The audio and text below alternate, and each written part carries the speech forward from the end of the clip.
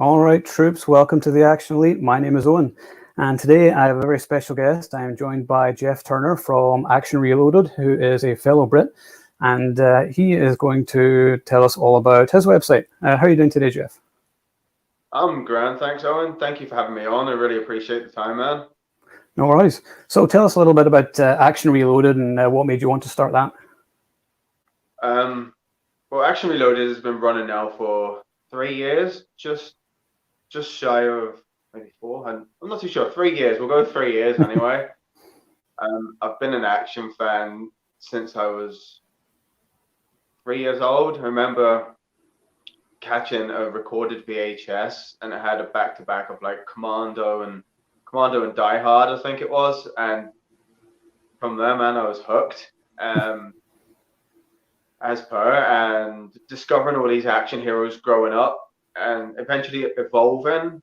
Like when I started high school, I started to learn about Jackie Chan and get more into the martial arts vibe, as I was clearly drawn to just the muscle-bound Stallone, Schwarzenegger. Got to know Jackie Chan, and then I got to know Bruce Lee. I think Bruce Lee would have been early primary school actually, but I didn't really take to the martial arts till high school. Probably just like yourself, really. Just found it young and just held on. Mm-hmm. And then you just started your website just for the sheer love of it? Yeah, I just wanted to share my opinions, as I spoke that much about it to my friends and all. And I was like, somebody else would want to listen to me talk about movies other than my friends. They're all talking about football, and I'm talking about what's happening in the world of cinema. Yeah, I'm much the same. Yeah, I'm like, how about that local sports team? And I know my knowledge on sports is very little. So same here.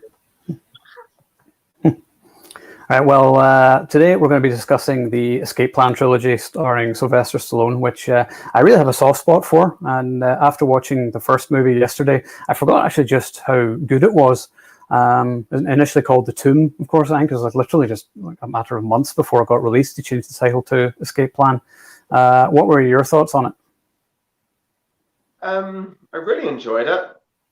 When I watched it yesterday myself, and to isolate it from the other two, it was a really good thriller. But if you were growing up watching these guys, it wasn't the movie you'd expect Schwarzenegger and Stallone to put out as their first sort of collaborative team up, if you take out sort of the Expendables. Yeah. So like, yeah, I sort of expected to watch Rambo and John Matrix team up. Just a big brain dead movie. But what we got was good. It was a tight thriller, and it was enjoyable. It was a smart thriller. Mm-hmm. Yeah, I mean, it was different from what we would expected, and I think if it had been released during the 80s, then it would have been this action extravaganza with like huts exploding everywhere and barrels exploding everywhere. There are barrels exploding at the end though, but I think because they were both older, then it worked better. And I think what I liked about it is that both actors were acting their age in it, like they weren't pretending they were in their 20s or whatever. And just seeing Arnie and Sly together on screen properly, like in the Expendables, it was fine, but it was short. But it was just seeing the two of them interacting and actually like acting. I think both of them were actually very good in it. Like even Arnie gave a good performance in it, and we even hear him speaking his native language in it as well, which I thought was cool. I think it's one of the few times in the movie we've heard him actually speak Austrian. So that was cool. And he still is very much Arnie in it. Like it's still the best line, you hit like a vegetarian. I mean, that's classic Arnie, and he still has like some good dialogue, like, have a lovely day, asshole, and all that, so the last half hour is whenever it really sort of becomes, an action movie, and then we get to see Arnie taking the gun in slow motion from the helicopter and then turning, and you're just like, oh, here we go. And then it's catches the eyes. Yeah. And it's like his trademark sort of glare. Yeah. So exactly, yeah. Oh, there's J-Man, who I normally do shows with. He says, "Good afternoon, troops. I really enjoyed the first one a lot. I have to see the others." Yeah, you do. The first one is still the best, but I think the other two both have their charms, which we'll get to in a minute. Something I realized though about all three is they all hit different genres. Mm. Yeah. Because if you put them into genres, the first one I would say is very much sort of it would be like a thriller. The second one's sci-fi. The third one is just action. Stallone's in that one. Yeah, I love the third one. We'll get to that one shortly because that's just a balls out action movie. But this one has like some like really good performances though as well. Like Jim Caviezel as the Warden Hobbs. I mean, he's wonderfully sadistic in it.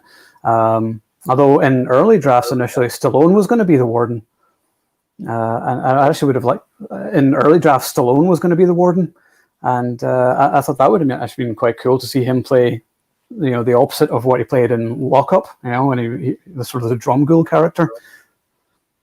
So that would have been awesome. But yeah, Jim Caviezel was great as Hobbs, and I love the butterflies reference, which is a little nod to Papillon as well, in which a convict repeatedly tries to escape Devil's Island. So, there's Wolverine 26. Yeah, you hit like a vegetarian. Love that Arnie line. So yeah, there's some good Arnie lines in that movie as well. I think Arnie looks really cool in Escape Plan. I love like the goatee and like the slick back hair and everything. It's just a really good look for him. What was I say? Well, which is also good. What is, sorry? There's no egos. Do you remember, like, back in the day, there would have been, what was it, like the Tower Inferno? Was it like Steve McQueen? I'm going to get just nice for this. I can't remember the other fella in it. Steve McQueen. And James. I don't. Whoever it was, the other guy, they had to have like the same amount of lines and being like the same amount of scenes. I guess if this was the I say it would have been the same thing between Sly and Arnie. Someone had to have the higher body count. Someone had to have the cool skill. But here, there's no egos, and it plays smooth. You can just sort of see they're just two good mates, and they bounce off each other so well. Yeah, the banter's great in it. And we finally get to see them fight, which is something everyone's always wanted to see. Even though it's a short fight and not strictly speaking a real fight, it's still cool just to watch them throw some punches at each other. But I mean, I still really enjoy it. I love seeing Sam Neill in it. I always think Sam Neill's a bit sort of underappreciated as an actor. And my only thing was that I kind of wanted to know what happened with him. Like, what happened with his character at the end of the first one? I mean, did he die or did he get away? Did he get blown up? So we never really find out. And it was only last night that I realized that David Leitch is in it. Did you notice that? Yeah, he is the ship captain. That went right above me as well. Yeah, when I watched it, and I was like, wait a minute, that's David Leitch. So yeah, there was David Leitch there. So, well, we had quite a lot of comments today. That's a good idea doing it during the day. It's still real to me. So Paul Newman, I think, was with McQueen and Turing for yeah, I thought it was Paul Newman. Yeah, Paul Newman. Yeah, enjoyed it. Wish they'd done this in the late 90s. Yeah, I would agree with that. I think it would have been better then, because sort of Arnie was starting to slow down in the late 90s. Sort of after, like, I consider sort of Eraser was like the last classic old school Arnie movie before he became governor. He's done like a few other things, but I think the first Escape Plan is that his best post governor movie. You got The Last Stand, Expendables. See, the way I try to put it is The Last Stand would be his best action movie he's done since then. The Sly team up is classic just for the team up, but The Last Stand would probably be his best action movie. The Terminators were great for the sake of them, and don't get me wrong, in the Dark Fate there, I love the build of him. He jacked up, he looked great, but the last Terminator films for me just didn't do it. No, correct. I don't think they can really recreate what they had back then. Sabotage, it was good, but it sort of fell flat too, to a degree. But I love David Ayer.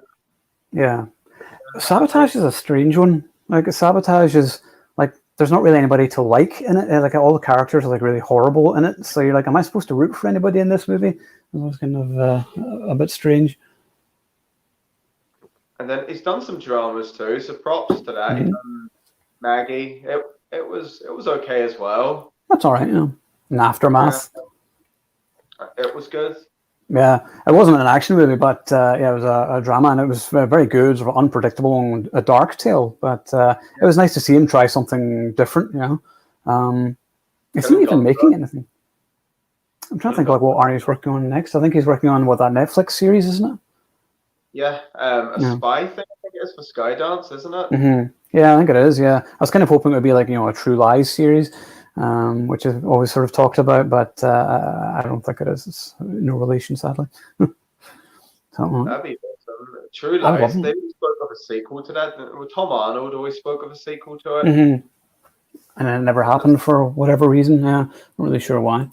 Yeah, I actually like The Last Stand better, but still enjoy this very much. I need to watch The Last Stand again. I remember thinking, I remember loving The Last Stand, but I remember whenever I first saw the trailers in it, I thought, Johnny Knoxville, that's him? Knoxville? Yeah. I always thought he was going to be annoying in it, but then I watched it, and he really wasn't. He was actually pretty decent and quite funny, but you thought he was going to be like, the annoying comedic sidekick, and then he ended up being better than that. But yeah, no, I think that was good. And once again, it's got some good Arnie lines like "I'm the sheriff" and things like that. So yeah, it was good. I think The Last Stand is probably his best post-Governor. Then this as well. Like I said, just seeing him and Sly together is awesome in itself. Sabotage was good, but the bad cops were annoying. Yeah, no, there was just very few people to actually sympathize with in it. What was cool is that in Escape Plan is that's actually a real building. Like it was an old NASA building used for the prison. So like it's not CGI or anything like that. It's all actual sets, and then they like built it on the inside. So I thought that was really cool. I think it was in Georgia, or Louisiana. So that was really cool to see like a genuine real set. And then, do you know Bruce Willis was supposed to be it initially? No. Yeah, he was once attached to it, and Anton Fuqua was supposed to direct. But I don't know, that could have been interesting. But I think I prefer seeing Sly and Arnie, because Bruce Willis would have just slept through it like he does with most movies these days, unfortunately. I was gonna say, that would have been seeing Bruce's stunt double. Yeah, exactly. Sly be like, "Let's escape," and Bruce be like, because that's just like he does with every movie these days. So. He'll wake up in the sequel. Yeah, are we out yet? Jimmy Smith. So true. The trailers didn't do that movie any justice. I took my brother to watch it too. Didn't have high hopes, but in the end, he enjoyed it. Yeah. And Sabotage was okay, not great. Arnie was originally supposed to be the bad guy, was he? I did not know that. Well done, Wolverine 626. To the deleted scenes, was it? Where have you watched the deleted scenes, Owen? Yes, not for a few years, but I have seen them all. Yeah. I think he turns around and he shoots the female cop who was sort of, I think she was like a love interest or something. Mm-hmm. That's right. So yeah, I remember it was like really dark. Yeah, because I remember when I saw that, and I was like, "Oh, I'm really glad they didn't go that way," because it was already sort of, everyone was unlikable enough, and then after that, I would have been like, "Why did we just go through all of this movie?" So yeah, but yeah, Jimmy Smith says Sabotage was decent. It was different for Arnie, but the story was a bit convoluted, and I think he was a bit miscast. Yeah, I think nobody wanted to see Arnie in that kind of role. We're sort of used to seeing Arnold playing, the one-man army kick-ass hero. I mean, it was more layered than that, I suppose, and challenging. I think maybe it might get an audience in future years, but I think it's just not what people were expecting or looking for from it. But it's a shame because there's some good casting. I like Joe Manganiello. I always think he's cool. His hair looks awesome in it. But I wanted to like him. Yeah, I wanted to like it more than I did. Yeah. Anything else about the first movie? Oh yeah, I like seeing Sly throw it in with Vinnie Jones at the end. Vinnie Jones always makes for a good villain. What did you think of the final fight scene between the two? It was good. what kind of irks me sometimes is when a fight scene is drawn out. That was just quick, brutal beating, and you felt there was some hits you felt like. Do you remember when he clipped Stallone with the wrench on the ankle? Mm-hmm. I felt that. I was like, every day I watch it. I've been limping and wincing after that. I've been telling Jim to just, Khabib will just stand on my ankle sore. Like, Jesus, come here and heal me. But he got a pretty brutal finishing, which is Jones style. He never goes out. He never goes out easy. He never just takes a bullet. He got pretty mangled downstairs. Yeah, he goes down swinging. I think one of the best ways he's died on screen though was I can never remember the Steven Seagal movies, but was Absolution? Is that what's called? I can't remember. But there's one where he's fighting Vinnie Jones in a nightclub, and he throws Vinnie Jones. And Vinny was like, no more. And then Seagal shows absolutely no mercy and throws him off, and he gets impaled on a table underneath. Yeah, it's just like such a wonderfully cruel Seagal moment. And I was like, that's attaboy, Stephen. Don't show them any mercy whatsoever, even when they ask for it. But yeah, no, Escape Plan's cool. I love the final action scene. Oh, hi, Marco. Yes, it was Absolution. Hi, guys. Okay. So it definitely was Absolution. Yeah, that was actually not a bad Seagal movie. Yeah, when Escape Plan was called The Tomb, I thought it was going to be a sci-fi thriller due to the title. Yeah, it kind of is sci-fi. I mean, there are some sci-fi elements just in like with just the design of the prison and everything. Although I don't think there's anything that's overly futuristic about it. I thought the idea of it being at sea was cool. It kind of reminded me of Face Off with Erewhon Prison. Remember when he's about to escape and ends up being like an oil rig or something out at sea? And I was like, oh, that's kind of a similar concept, which was awesome. I guarantee if it was the 80s or 90s, there would have been some sliding around the decks. Mm-hmm. Definitely, yeah. We did at least get, as I said, at least we got some exploding barrels, because anybody who knows action movies knows there are always conveniently placed oil barrels everywhere, so we can have an epic explosion at the end, which we do. And Jim Caviezel's death scene was suitably satisfying as well. I really like him. He's sort of a menacing villain, but sort of soft-spoken at the same time. He's never over the top or overly theatrical. He just sort of whispers and is menacing that way.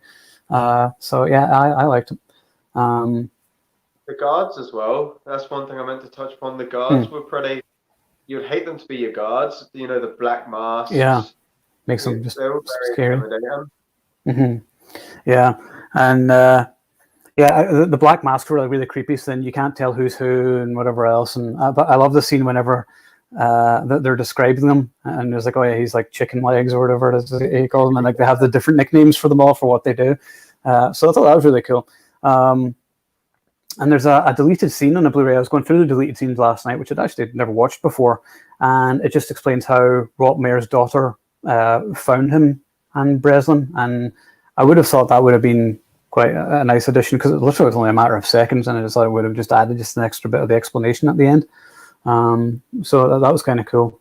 And then I also found out that Stephen E. D'Souza stated that Commando 2 was kind of similar to this, one of his ideas.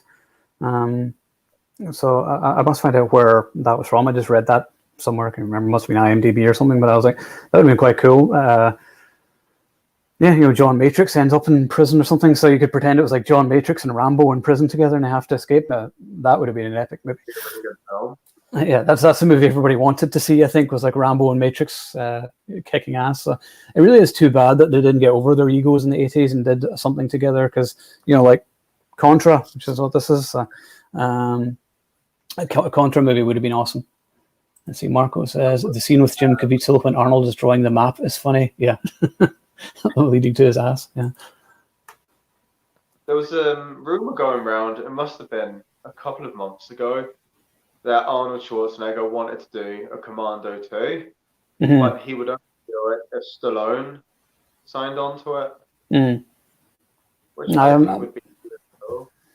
I don't care what age they are, I would pay to see that. I would just love to just see them just picking up guns, blowing up at the end, exploding huts, exploding barrels, nameless goons, and bad one-liners. That's all we want. It's funny how they keep sort of everyone keeps going about how sophisticated audiences are now and whatever else. I'm not sophisticated. I'm still every bit the idea I was in the 80s, and I just want to see things blow up and one-liners. I don't really need anything overly complicated. And yeah, I would love to see do a Commando or Rambo crossover or something like that, just with the two of them just destroying them. I wouldn't even bitch if they used the same stunt people over and over and just dressed them differently, fake mustaches. Yeah, sombreros, just different hats on them, whatever. That'd be awesome. Yeah. So Jimmy says, love the end when Arnie grabs a machine gun and mows down the guards, reminding me of the good old days. Yes, absolutely. That's what I was saying there. It's like the slow motion and the eyes turn, and you're just like, oh, Arnie's going to kick some ass now. Welcome back to the 80s. So yeah, no, that was awesome. I'm going to say as well. Like Stallone, when he was fighting, was more sort of punching and boxing, and Arnold was just able to throw people. So they sort of used what they're good at, really. Yeah. Stallone's known as the boxer. Arnold's just known as the big machine. Yeah, but I love watching like Stallone in fight scenes though, because I would not want to be on the receiving end of his punches, because like there's just like real power behind them. Like you particularly see that in the fight in the third movie, which we'll get to shortly. But just I'd be dead after one hit. I mean, the guy's what, in his 70s? He is 75, I think, this week. Yeah.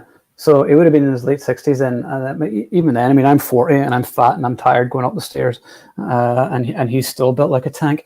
So good on Stallone and Arnie for still going at it and still keeping in shape and whatever. So we were saying last week though, rather than doing all of these crappy Terminator sequels, I really wish Arnie would just hurry up and do King Conan and just give us that movie we wanted of him sitting on the chair.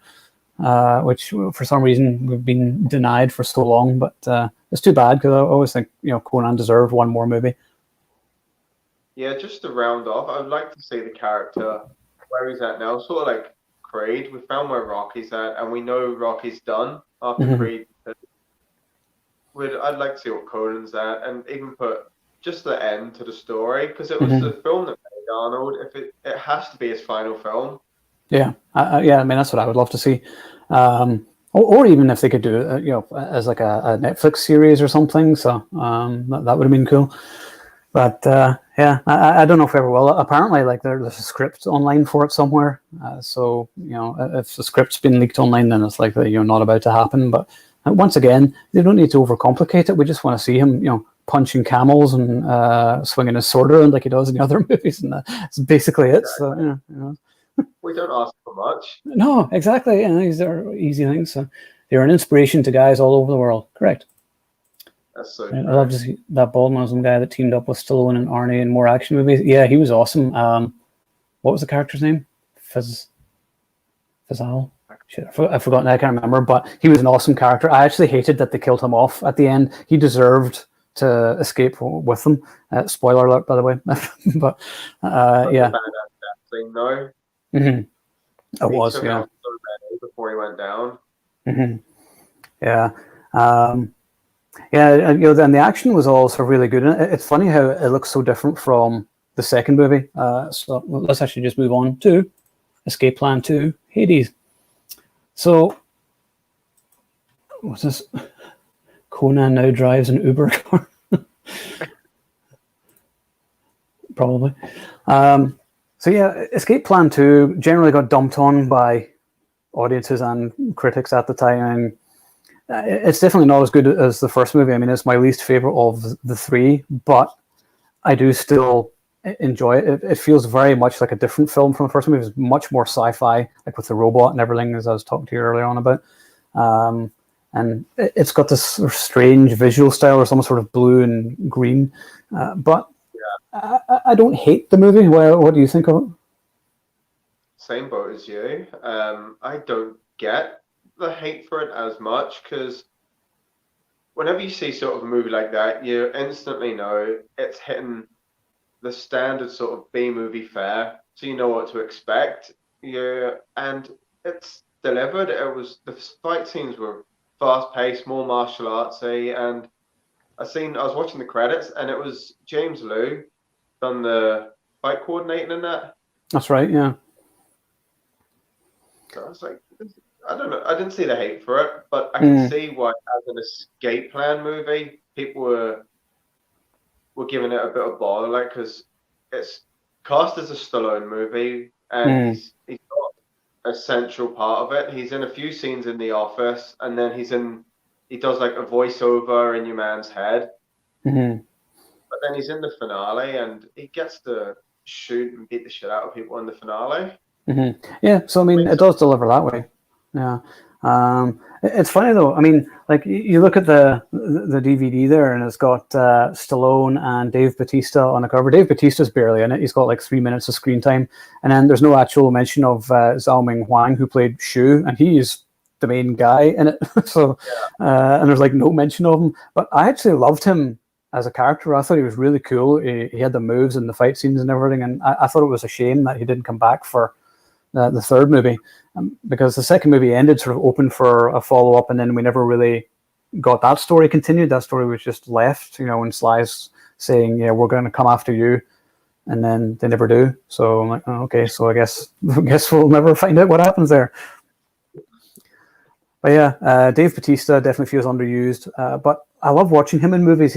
Although he's got this huge build, he has this sort of vulnerability to him. He's just sort of like gentle giant type guy, which just makes him immediately appealing. He's a very different character on screen to like Dwayne Johnson or something like that. He doesn't have that sort of larger than life personality, which is good. He comes across as just an everyman. So one of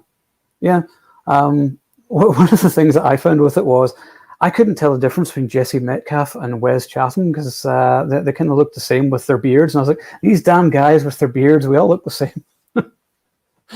Yeah, so the generic sort of like American, like American hunk sort of thing, aren't they? They've just look alike. Yeah, it's like off the same conveyor belt. Yeah, no offense to you guys if you're watching. But yeah. My favorite aspect of the entire movie, though, is actually the music by the Newton Brothers, particularly like the end credits music. It's awesome. It's really cool, sort of almost Tron Legacy like sci-fi music. And it's actually my favorite score of the trilogy. Like the music is fantastic. Definitely my favorite aspect of it. Yeah, the music, it dialed into me at the very end, and I was like, Owen's gonna like the soundtrack, is when Dave Bautista comes in and has his like, his sort of Terry Crews hallway moment. Mm-hmm. Yeah, that was the Omaya Kaboom moment, as we call it. Yeah. That's awesome. Yeah. I still feel, like you said before, Batista was underused. He got his action scene at the end, and then he had like a brief action scene in the bar with Stallone, which I actually enjoyed that. And then I was sort of wondering, the line where he was like, "It's bad to be back." Was that a dig at the movie? Because maybe. We know, Stallone said he hated the movie. Oh, I know, yeah.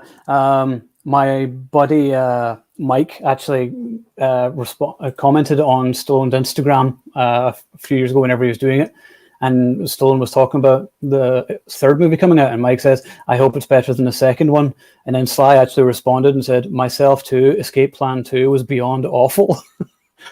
I was like, oh, okay. So yeah, he was not a fan.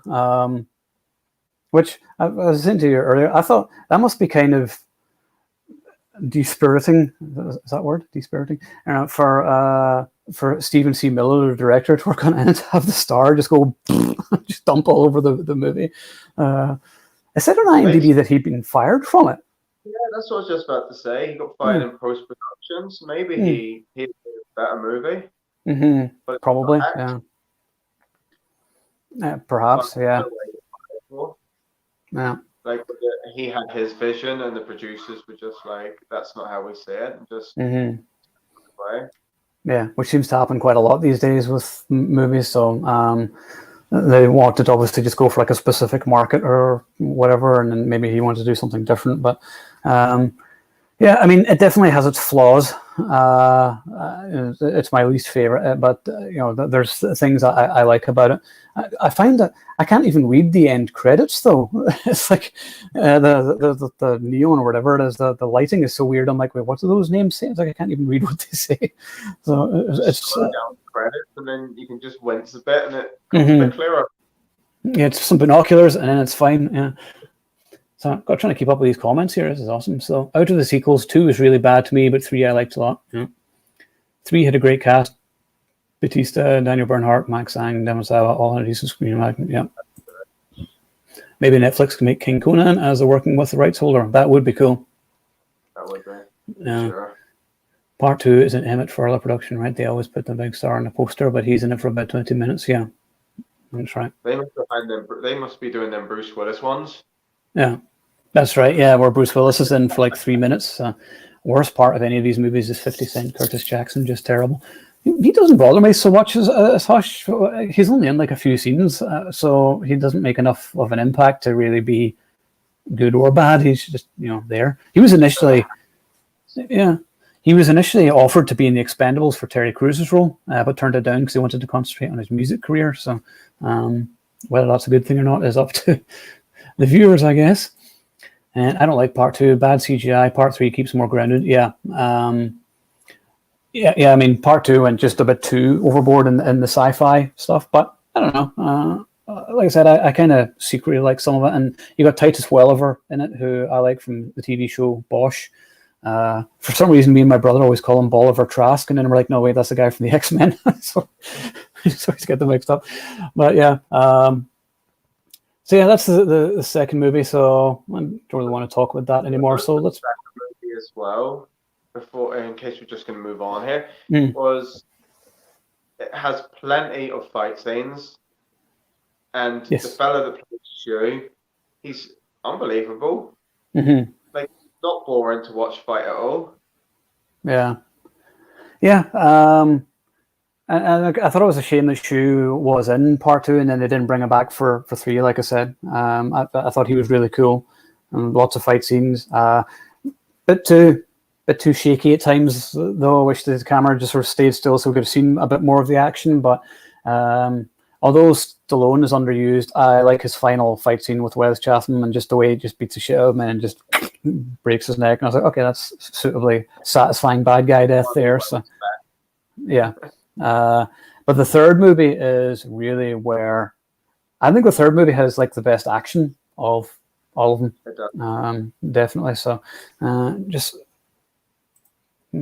barely keep up with these comments. The prison they used to shoot in 3 was the same one used in Shawshank. Yes, the special features in the Blu-ray. I watched that documentary too. It was sort of the exterior was shot for Shawshank Redemption, and they filmed on the inside of the prison. The thing I don't like about Part 2 is Stallone barely being in it. Yeah. So yeah, but 3, the Extractors. Remember that was initially called Devil Station, wasn't it? And then they changed the name again. They keep changing the names of these movies. I like Devil Stations better than Extractors. The Extractors is so generic; it just sounds like anything. But Devil Station was kind of cool and ominous. You're like, "Ooh, that sounds great." Even though it's funny, the prison itself isn't really that big a deal. I mean, the prison was always more of a character itself in like the first 2 movies, but I found it's not really about the prison in the third one. It's just revenge, with Devon Sawa out for revenge against the guy who killed his dad.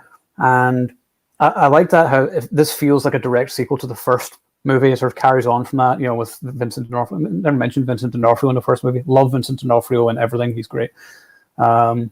But I love the idea of his son out for revenge, because the third movie is always somebody's relative coming back for revenge, like, Die Hard or The Vengeance or whatever. Yeah. It's just, the way it has to be. But there's some good fight scenes, and that has the best kills of the franchise. Like Stallone hitting the guy with the pipe through the neck. That was awesome. Very Rambo, wasn't it? Mm-hmm. It was, yeah. And then Dave Bautista fighting his stunt double, and that scene, the bald guy, that's the guy who's actually a stunt double in real life. And then they have that fight, like he smashes and like breaks his neck. So, what are your thoughts on Part 3? I love it. I'm not even going to bullshit. I love Part 3. When I got the screener for it, I remember getting the screener for it, watched it, and then I watched it again. I loved it. It felt like such a Stallone movie. You can tell from watching the second one to going to the third one, you can tell Stallone had more of an input into this one. He was he was more dedicated. He was fully on board, and you can tell from some of the kills and the final fight, you can tell he was involved with saying, "I think we should do this. I think we should do that."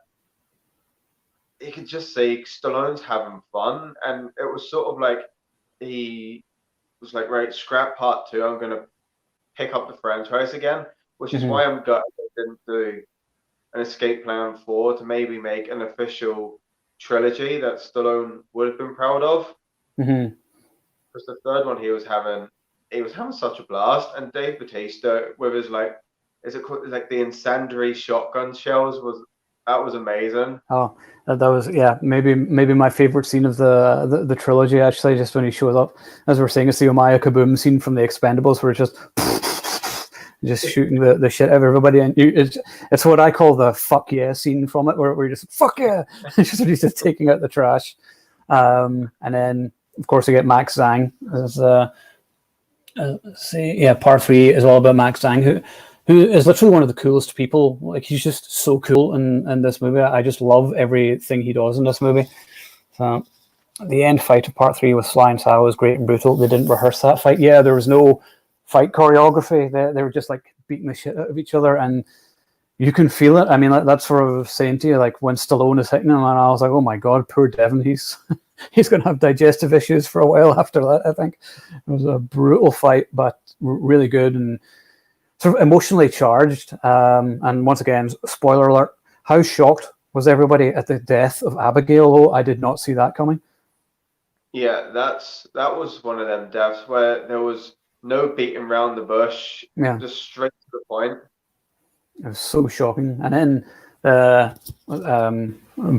by Harry Shum Jr., the bodyguard guy, I thought he kind of just got tossed aside and that was it. He's the guy who like screwed up, and I was waiting for him to like have a redemption arc. I'm like, no, you're just dead, and that's it. Like, oh, well, okay. And you do almost feel like maybe they sort of ran out of budget and they just cut a whole bunch of stuff out. But I would have liked a bit more just closure for that character, because like he dies and like is never mentioned again, and that's it. Because he's sort of built up as this like character, and like, oh right, he's gonna have to have a redemption arc in this movie, and then boom, he's dead. And like, oh, well, okay then. I guess you're not gonna have anything. Like, we can't afford you anymore. Sorry, man. Yeah, we're all done here. Yeah. So, his comments here. 3 had solid action, like you said. The final fight with Stallone and the villain, and the Bernhardt versus Max Zhang. Bautista blasting the bad guys, and then that was awesome. The director was much better for this movie. He and Stallone worked closely together. Yeah, they've been friends for like 50 years. So, there was that. John Hertzfield, director of part 3. Yeah, so I picked him, and is indeed more dedicated. Yeah, it felt more realistic, like an actual fight to the death, not overly choreographed. So yeah, definitely. I love that about the final fight scene. Sometimes you watch a fight scene and it looks more like a dance. If it's like a martial arts movie or whatever, and it looks like they're doing all these various fancy moves, but this is just 2 guys just beating the shit out of each other, and it just works really, really well because there's just that emotional element to it after the death of Abigail. But also, sorry, forgive me, I meant to mention this at the start of this. You're quoted on the Blu-ray of this movie, are you not, in the UK? Yeah, on the UK release. Yeah. Stallone once again proved he is the king of action, which got put on the Blu-ray, and then I got a message after that. Like, it would have been a week or 2 after the release. I don't know what will come of it, but it said, can we present this quote to Sylvester Stallone? Oh, yeah. I've been doing this for 10 years and I've never had that. So I don't know if Stallone got the quote. I don't know what happened. Never heard anything of it. But just getting that email was... I'd frame it. I'd frame that and put that up on your wall. Get rid of the baby pictures and put that up instead. It was a true moment. And it was good as well. When the release came, I got to interview the director. Jeez, I could have stayed on the phone with him for hours. I bet. Yeah, you do some great interviews. You interview all these interesting people. I've been sort of not been doing many interviews recently. I just don't really have the time because of my job. As I was saying to you earlier, it's a lot of time to sort of write them out. But if it was somebody to do with a Stallone movie, I could make time. It just depends. You know, it's like you want to interview this director of some movie you've never heard of. No. So, but that's awesome. Well, congratulations for getting that quote. That's quite the achievement on a Stallone movie. Just to go off Stallone, but you made a Chuck Norris Blu-ray. I think it was it? Really? It was either Delta Force or Missing in Action. Can't remember which one, but I was going through my Blu-rays the other day. I was like, shit. I don't know if I sent you the picture. I was meant to, but I was like, you made a Chuck Norris movie? That rings a bell. Actually, I think it's Missing in Action. Does it say explosive on the back? I think so, yeah. Yeah, that's always a great line to get quoted anywhere. If you just put explosive, because that's always 4 stars, explosive. I don't even remember reviewing that movie. Maybe it might have been David J. Brewer or something did it. But sometimes we're quoted on things, and I'm like, well, I don't remember this at all. So, oh well. But yeah, well, I was trying to keep up there with some of these comments. So Devon Sawa was a great villain. He was evil, and you really hate the guy. I like that. Oh yeah, he was awesome, and I like his death scene was one of the most satisfying kills. Like Stallone beats the shit out of him, slits his throat, and kicks him over the balcony, and he just like shatters in the ground below. And it's like, no sequel for you. He's definitely dead. So, more Expendables, please. Franchise needs some redemption. I agree. Yeah, I've always wanted a 4th one. We're going to do an Expendables retrospective soon. We're doing Death Wish first, then Rambo, then maybe do Expendables in the next few weeks at some point. But yeah, no, I've always thought we need just one more Expendables movie, even if Sly is just, you know, the leader and doesn't really get involved in the action because he might be, you know, too old now. But judging by Rambo: Last Blood, I think he can still kick ass better than most. So his Instagram recently, he's sort of lifting plates and he's showing his bicep and he's quoting getting ready for some old school action. So I'm hoping to get an Expendables 4, because he did say he does it. He wants to go back to the hard R, you know, instead of going for PG-13. Yeah, because I said that for the 3rd movie. It's like, we owe it to this generation. And I was like, this generation doesn't give a shit about this movie. It's like, it's our generation that wants to see this. So just give us the R-rated violence. Because I always remember for Expendables 3, he was like, oh, we want to make it like The Raid and have, you know, all this great action. And then we watched it and we're like, well, did you cut all those scenes? It's like, what's this shit? So yeah, definitely. Action movie freak. Hello. Sorry? Make the team smaller again instead of having like a full. Go back to the simple formula. It could almost work as a TV series, where you know, you can have like guest stars or whatever. Then maybe even it's just like a, you know, 6-episode Netflix show or something. That's sort of my answer for everything, is just put it on Netflix as a series now. It seems to be sort of the way of things. But yeah, going back to you know, get rid of like the CG blood and explosions and everything, and go back to like squibs and, you know, exploding barrels, just endless barrels. In fact, give the barrels a movie of their own. The Expendables, we'll call it. And, yeah, I just wanted just to go back and there's so many people that you could have in the movie. You know, like maybe someone like Matthias Hughes or Dawn Wilson, Cynthia Rothrock, maybe even Gina Carano, people like that. Just, you know, the old school ass kickers, and bring them in. But I mean, I always wanted to see Clint Eastwood join the Expendables and play Barney Ross's dad, and it wouldn't be like an action scene, but just a scene. Yeah, he's just like, you know, this gruff old bastard, and you could just totally picture it. But yeah, no, I definitely agree that I would love to see another Expendables, maybe someday, but I don't know. I doubt it's going to happen now, unfortunately. We'll see. Said they wanted to do that Christmas Story a while back. Oh yes. Where they franchise over. I think I had the Skin Trade Blu-ray with the Action League quote. That's right, that was me. I think that was one of the last ones I was quoting on. Must see for Action. I like Skin Trade. That was awesome. Stallone actually had a good amount of screen time. Wasn't a DVD con job. Yes. What's interesting with Skin Trade is that I can't remember if I discussed this. Was it on the live stream the other day? I never remember what's real and what's not anymore. But anyway, whenever we were in LA at the Skin Trade show, and then I had Ron Perlman in front of me, and then Jason Statham there, and I was like, I'm just going to touch Statham's head, but I didn't. I was too scared, and it's going to bother me now for the rest of my days that I never had the balls to speak to him. I was sitting next to Sheldon Lettich. I'm sitting there with this thing, and I was like, this is probably the best 2 days of my life, because then the next night was the night I met Van Damme. So that was a pretty spectacular trip. So thanks to my buddy Uvian for the invite to that one, and for Ernie Barbarash as well. It was great. Definitely miss going places and meeting people. It's been a while, so we're all stuck at home still. Can't watch more movies though. Exactly. Yeah, I've watched tons. It's some old movies that have just been laying out in the garage.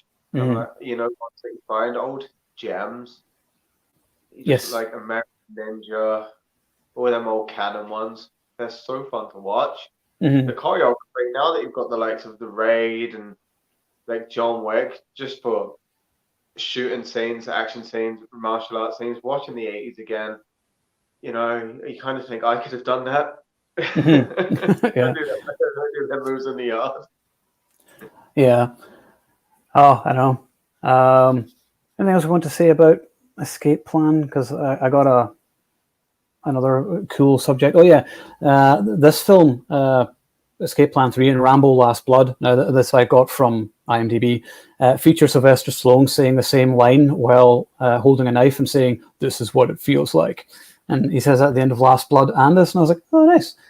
This almost feels like a Rambo movie. It does, doesn't it? Especially the last part when he's going through the underbelly of the prison. Mm-hmm. Yeah, I mean, it could easily have been a Rambo film. That was actually quite awesome. I think, if I remember correctly, when I interviewed the director, I said that to him. I was like, the ending of the movie just felt Rambo, and his reply was something along the lines of, "That's what Stallone said. This is what Rambo would do." Mm-hmm. Like, I'll have to go back and do my review through my interviews and revisit it, but I'm pretty sure he said something along those lines. Yeah, that makes sense. But whenever you watch the behind the scenes on the Blu-ray of Escape Plan 3, and you see Stallone with the director, and you can just see that they're friends and that they have this like good rapport and whatever. And it's probably more that Stallone was the real director. And which is kind of what he usually does with these things. Oh, John Jervis just arrived just in time for the end. Hold on. Hello, are you there? Hello. Hello. Can you hear us? Hello. Hello. Yep, I'm here. Really bad quality signal here. Can you hear me? Can now. Yes, there you go. Are you in your car?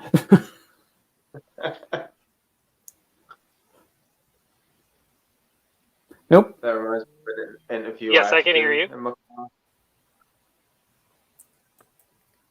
I'll re-add him in a second. Sorry, I remind you of one. An interview I had to do in my car. I forgot I had to do an interview, and I could just see my phone buzzing, and it was the PR people. I had to flick my coat over the thing so it didn't know I was in my car, and just sit there. And then what happened? Someone, I think, come over and knocked on my window, and I was in the middle of an interview, and I was like, "Yeah, they get any worse."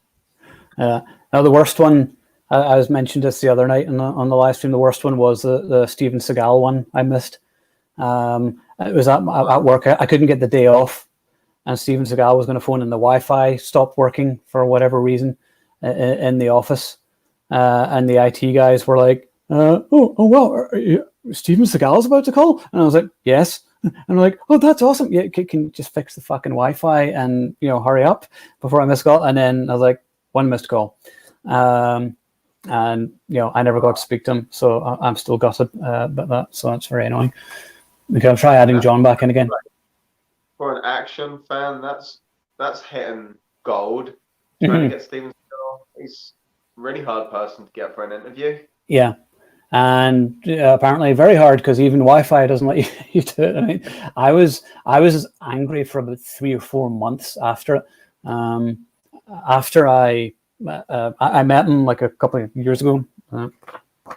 It's me with Sensei there at the Fan Expo here, and I told him about it, and I said I was supposed to interview him. I told him about it, and then he was like, "Oh, it's all good, man." So anyway, anybody who was watching the live stream the other night heard me talk about all this. So let's see, Marco. What's that, sorry? He might reach out to you again. I hope so. I mean, we were supposed to a while back, and then that never happened. So I don't know why it doesn't happen. Maybe it's just not meant to be. But at least I was able to make peace with it after speaking to him. And I was like, okay, I got to meet him, and I got to tell him what happened. So that was okay. I was like, it's not my fault. Technology is just not my friend. That picture just brought back memories of when I think it was Jason Momoa posted the same picture of Seagal. It must have been at the same expo, and he's it was. Mm-hmm. Yeah, because that was the thing. I met Jason Momoa and Steven Seagal on the same day, and I was like, yeah, that was a pretty awesome day. That was an incredible experience, actually. That whole Fan Expo, I couldn't believe all the people we got to meet that day. And we kind of went off on a tangent here. Arnold? What, sir? Did you ever get to meet Sly or Arnold? I've met Arnold. I've met Arnold and shook his hand. It's down there, but I have his book, and he autographed the book. And this was awesome. This was back in just before his autobiography came out. I can't remember when that was, but I remember it was in Toronto, where I live. And beforehand, I remember it was kind of a crappy day. It was a bit cold, and Arnold ordered Starbucks and donuts for everybody waiting outside, and it was like coffee and hot chocolate and everything for all of us. And we all got this stuff while waiting in line to come inside. And the PR people came and handed it all out to all of us. And I was like, you are a class act to treat your fans like that. There's not too many people that would do that. But to do that for us was awesome. So then we got in, and there's a photo of my shoulder and me talking to him. I got somebody who didn't know how to use a camera, unfortunately, to take the picture. But I shook his hand, and he's like, "Nice to meet you," and that was it. And then moved on to the next thing. But I shook his hand and I met him, so I was like, okay, I have met Arnold Schwarzenegger, so I've met Arnie and I've met Van Damme.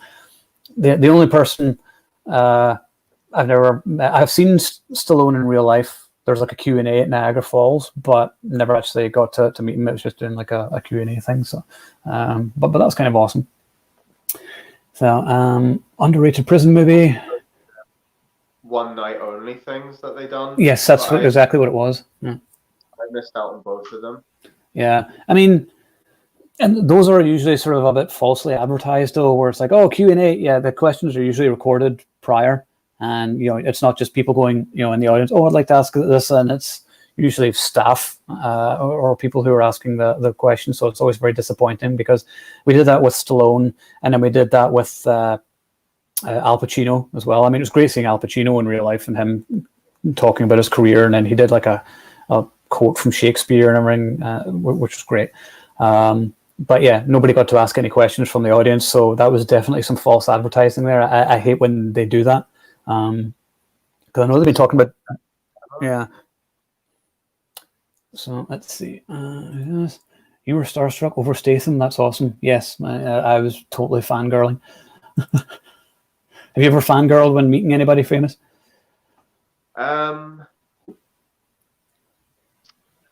There's a band that I really, really, really, really, really loved at the time called Reckless Love.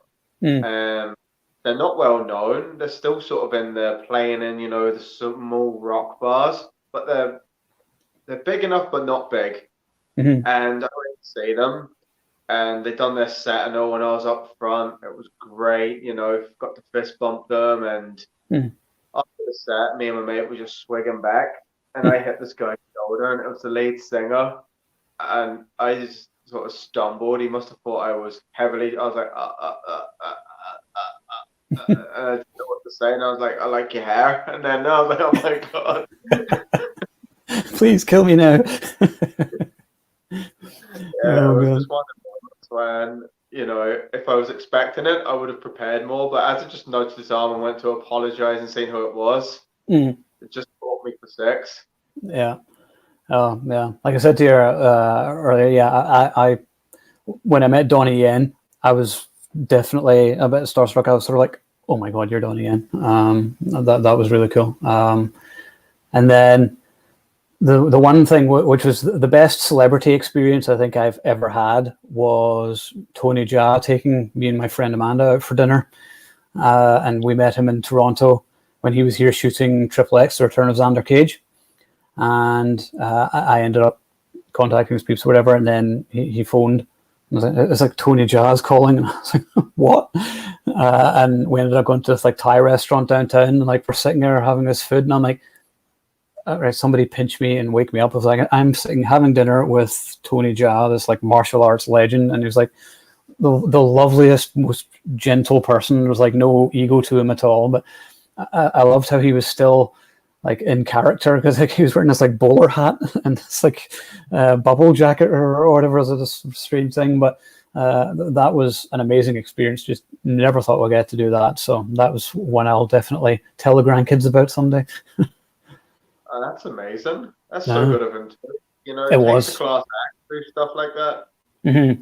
Yeah, exactly. Because it could have been like, no, I don't think I'll bother. But I'd spoken to him before briefly on Skype when we were speaking with Michael Jai White, and then Tony was there as well, and we just established a good rapport, I guess. So, yeah, and I managed not to fangirl too much then, but it was just really cool. And people thought like I was his manager or something, and because people were sort of like, "Is that martial arts guy, Tony Jaa?" And you know, who are those other guys with him? But that was really awesome. And we kind of went off. Sorry? He's so underused. Yeah, like, I know. It's like Hollywood doesn't know what to do with him. Yeah. So, sorry, just trying to catch up on all these comments. Imagine Clint Eastwood as the US president just kicking ass, Dirty Harry style in an Expendables movie. Yeah. Actually, as the president, that would be awesome. Get off my White House lawn. I've gotten a lot of watches out of 3. I must have seen it like 5 times. Solid pace and less than an hour and a half. Perfect. Yeah, I love how short Escape Plan 3 is. It goes like that. An hour and 27 minutes. No time at all. Lots of good violent kills and good cast. It doesn't try to be anything it's not. No, it just delivers exactly what an action fan would want. And I think that's awesome. What kind of babbling bullshit is this? Nice quote from Under Siege.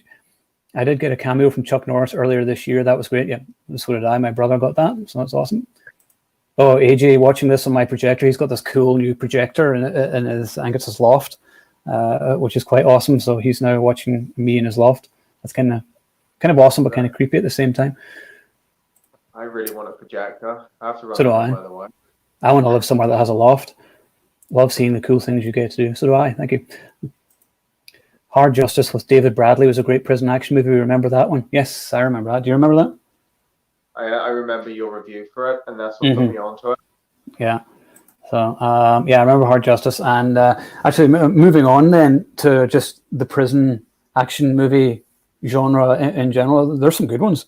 You know, like Stallone did it before, of course, in Lock Up. So, Lock Up versus Escape Plan. Go.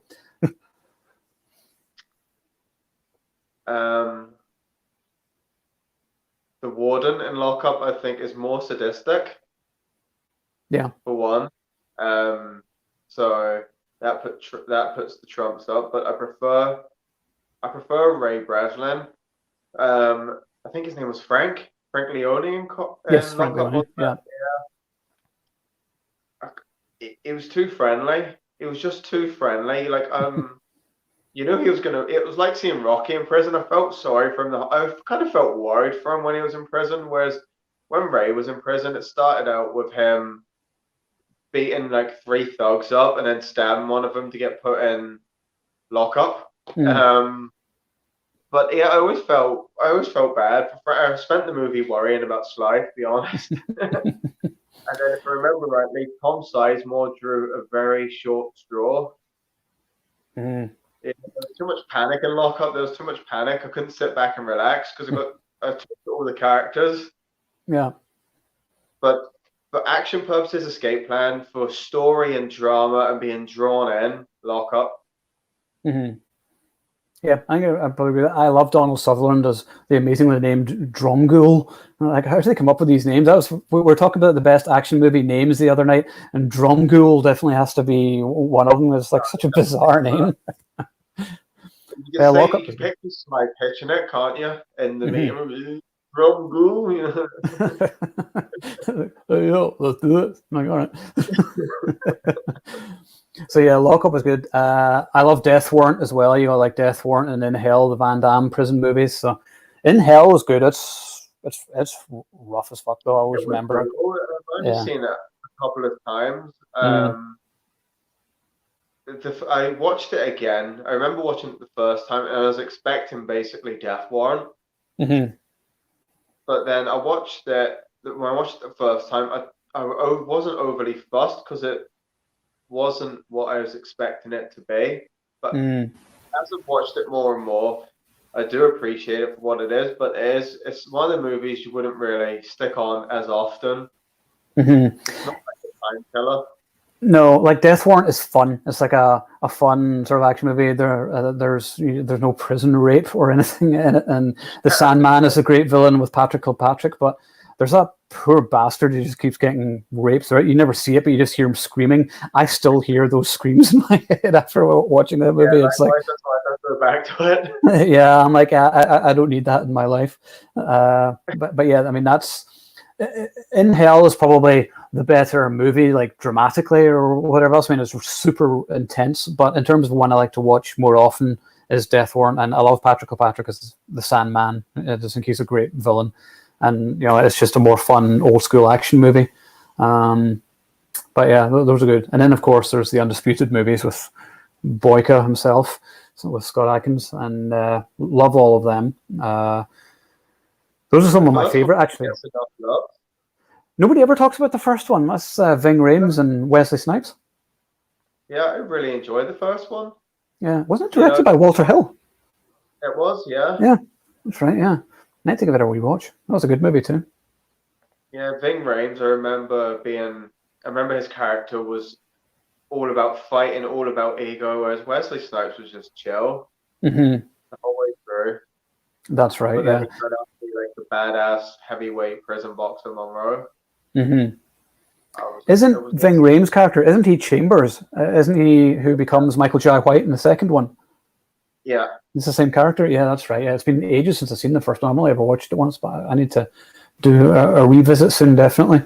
Oh yes, of course, Blood Fist 3 with Don the Dragon Wilson, which is the best Blood Fist movie for me. Have you seen that one?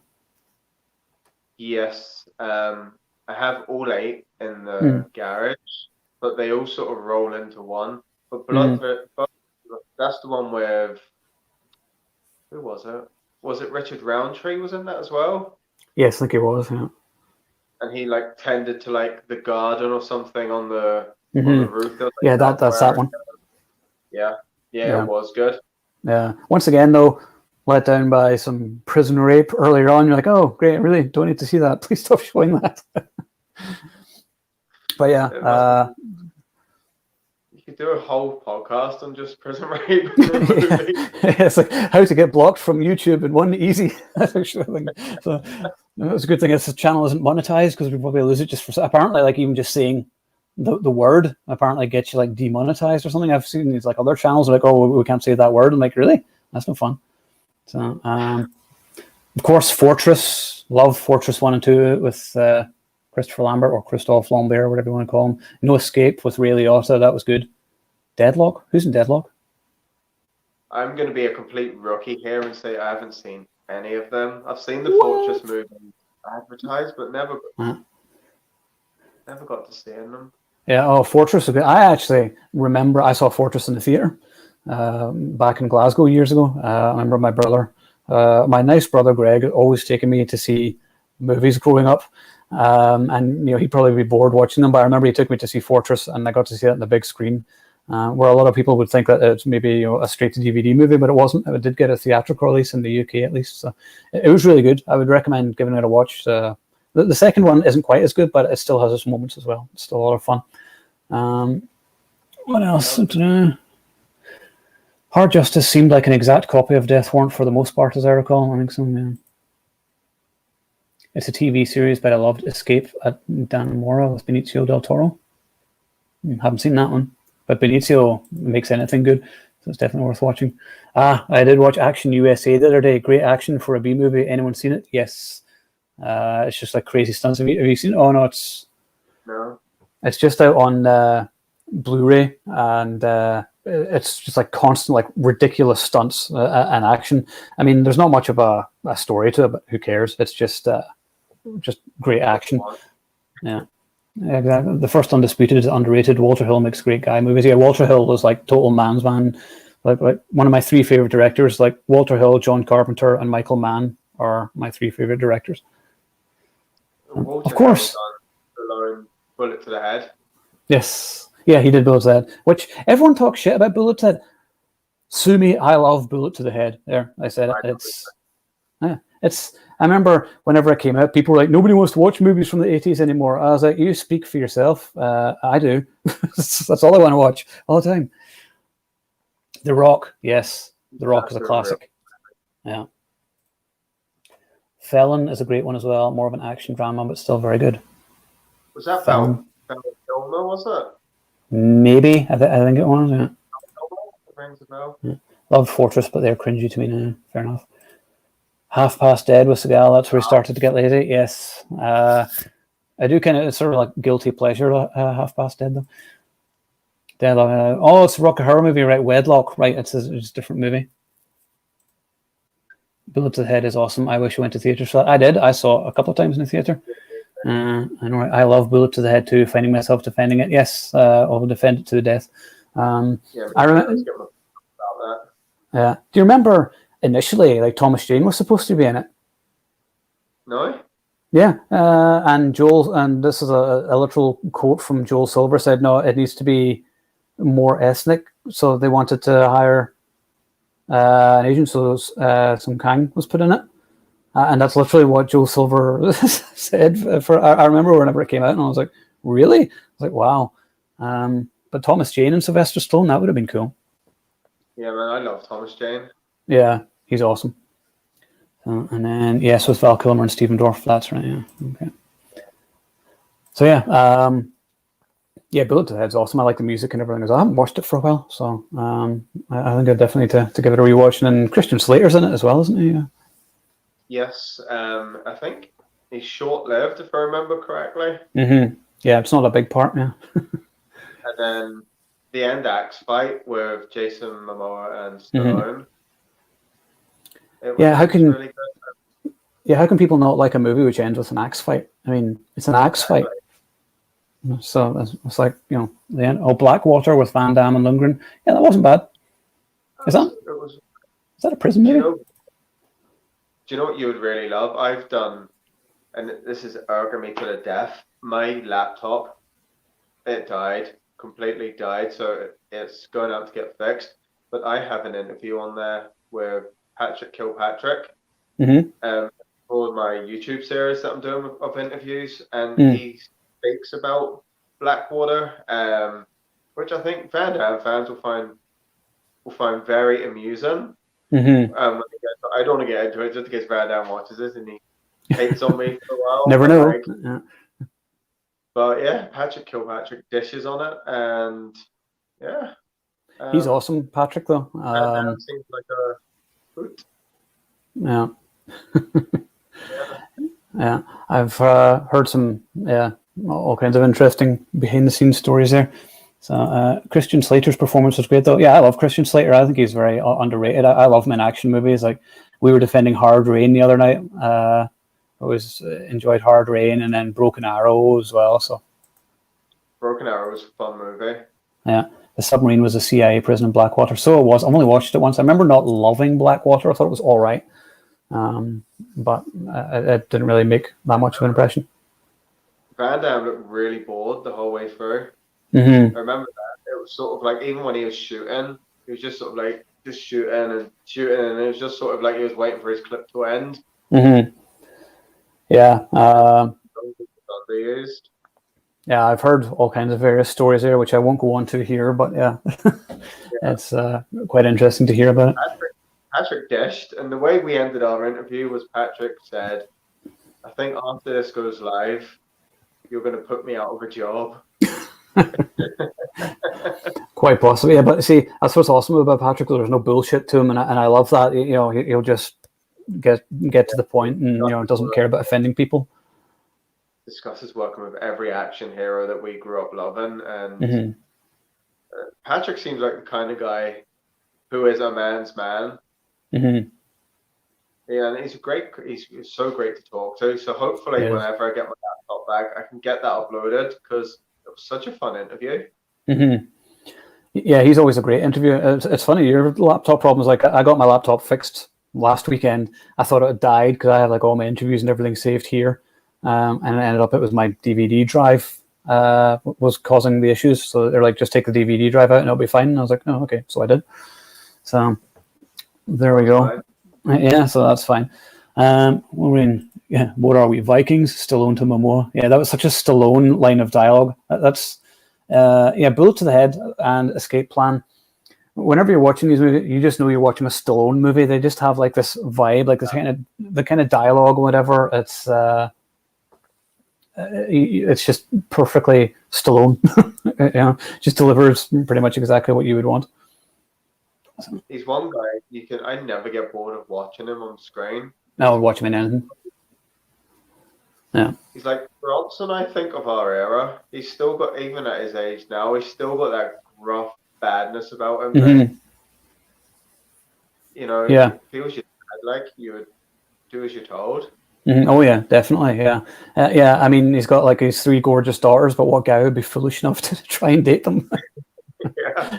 Wouldn't be me. No, I did catch the Tomorrow War and Hitman's Bodyguard 2 over the weekend. Enjoyed both. Yeah. I actually, a lot of people dumped on the Tomorrow War. I enjoyed it. Yeah, I thought it was great. Yeah. Hitman's Bodyguard, I haven't seen it yet. I saw the first one. It was okay. Like. Yeah. The first one was good. But it didn't need a sequel. I think it would have just worked better just as a standalone movie. But, you know, it did the job. Victory with Sly and Michael Caine and Riot with Dolph Lundgren. That's right. Yeah, I mean, there's tons of like prison-themed action movies. Yeah, the Undisputed ones are definitely some of my favorites. I love them. I haven't watched Lock Up for a while, actually. I feel like I need to give that another watch. That was sort of one of the more sort of under-the-radar Sly movies. Wasn't it, 1989 it was, or something? It was, yeah, correct. Yeah. I remember, you know, it did okay. Oh, Tango and Cash. Yeah. That's a prison movie, of course. Yeah. I remember people were like, that's a terrible movie. And I was like, how can you possibly give any criticism to Tango and Cash whatsoever? It's amazing. Sly and Kurt Russell need to come back for a sequel. I don't care how ridiculous it is. It's such a great movie. Yeah. You got Kurt Russell in drag. You got that awesome van with all the weapons and stuff. And you got Jack Palance as the villain. I mean, I love Tango and Cash. I don't care what anybody says. It's definitely a favorite.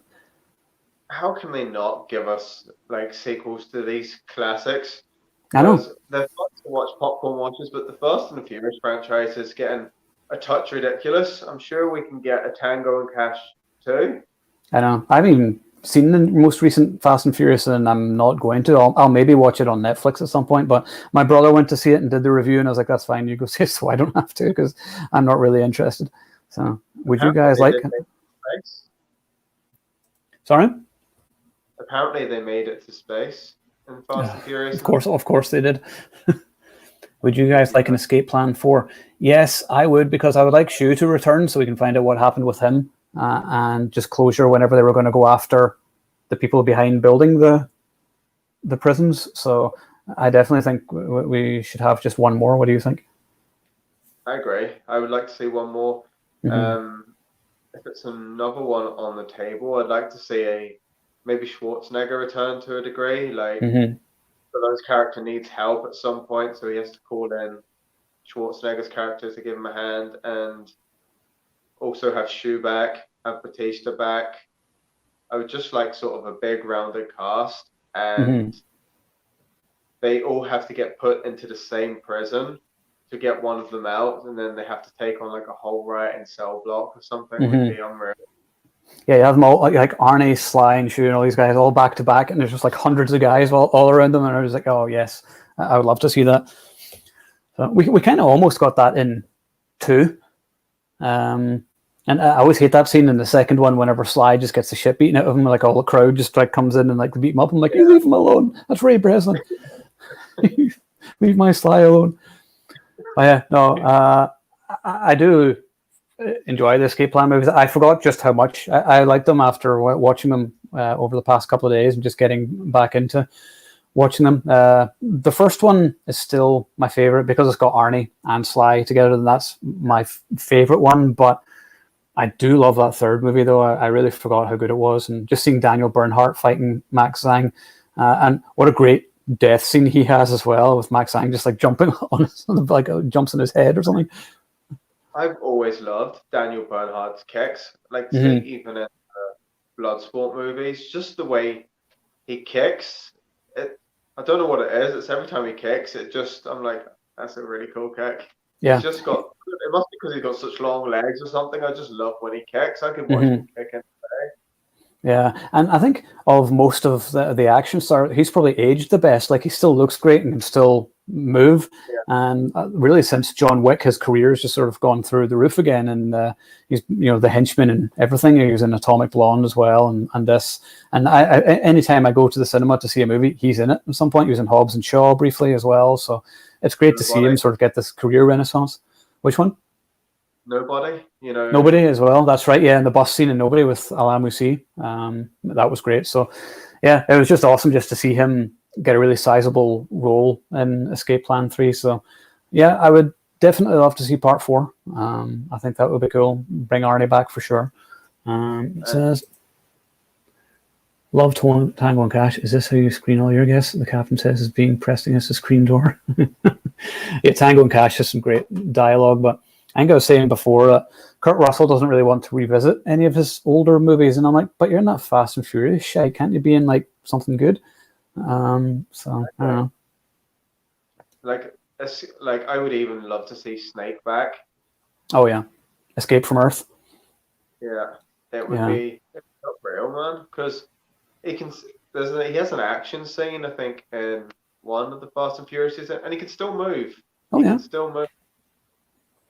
And he can hang it all up and just go back, get the eye patch on, and go to town. Like, yeah, just one last time. Just give us Snake one more, because like we were saying this the other night in another stream that there's been talk about a remake with Dwayne Johnson. We're like, no, it wasn't Dwayne Johnson. That's Big Trouble in Little China. I can't remember who they were talking about who was going to be in this, but either way, I'm like, no, there's only one Snake Plissken. Was it maybe Jared Butler? Love Jared Butler, but not as Snake Plissken. Snake Plissken is Kurt Russell. It's too iconic. I'm not interested in seeing anybody else playing that character, because I love Escape from New York. So yeah, absolutely. Action movie freak, agreed. I don't get why Kurt Russell doesn't want to give action fans what they want. Yeah, I mean, we all love you, Kurt. Kurt is like one of my favorite people. I will watch any movie with him in it. So yeah, definitely would love to see that. Yeah.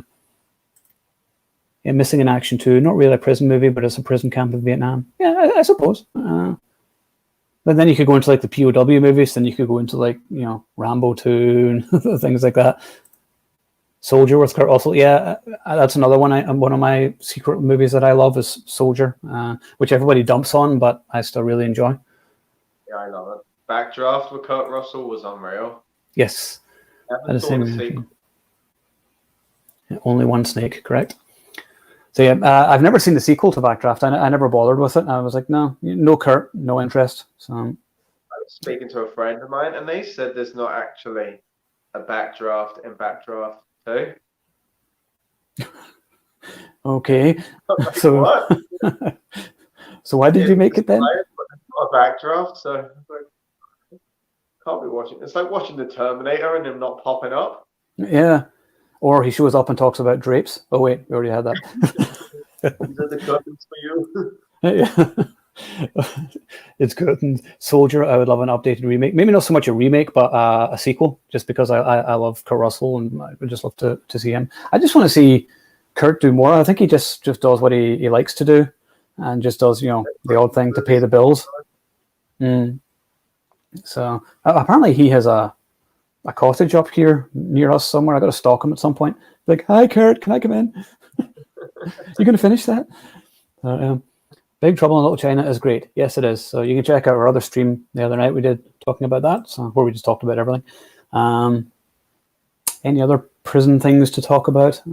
I don't want to ever go to prison, just putting that up there. It's not on my to-do list. Oh, yeah. I knew there was something I wanted to make. Escape from Alcatraz with Clint Eastwood. Yes, that's an awesome movie. It's really good. I mean, it's like a genre itself. Isn't there like Animal as well with Ving Rhames? Animal 2 or those as well, yeah. But, like prison camps. One of the best sort of prison camps, whatever way you want to say it. The Great Escape, which I think is one movie you could not remake. Agreed. They'll probably try. If you did, you'd have to put old school action stars in it from like Stallone, Schwarzenegger, stick in old Clint Eastwood somewhere as like a captain who's been there for way too long. I would watch that. I remember the Great Escape always surprised me because of like how downbeat it is. I mean, like the way it ends, oh, okay, so he doesn't get away, so it's not really a great escape at all.